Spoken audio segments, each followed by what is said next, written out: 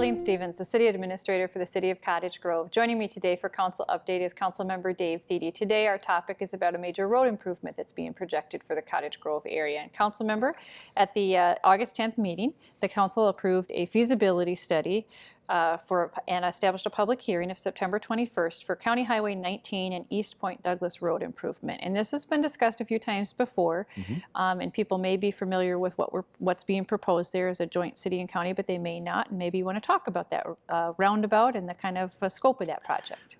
Sure.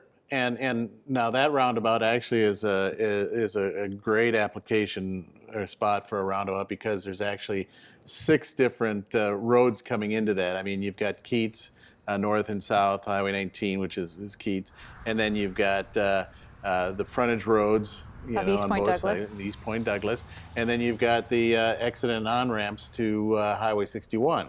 So it actually will work great because sometimes, that can get kind of hairy in that whole interchange activity, and this also actually positions us very well as we put more focus on the shops at Cottage View now that Hy-Vee is coming in. The Home Depot building is really progressing, and you'll hear a little bit more about that very soon.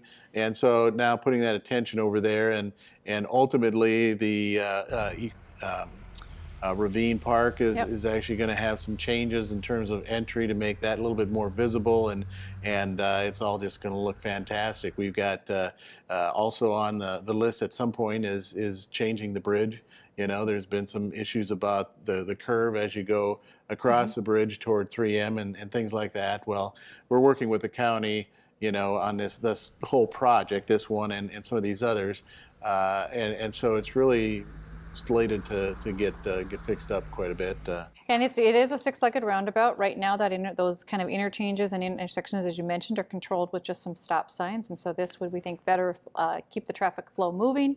It would incorporate both the northbound Highway 61, the on and off ramps, and then also the East Point Douglas. And as you said, there's there's also some projects there with the Ravine Regional Park, and that access way will include some street lighting and trail as well. And so maybe, and two, just to give people a little bit of a framework for the cost of the project, we're looking at a joint project with the county, and the cost of it is about $3 million.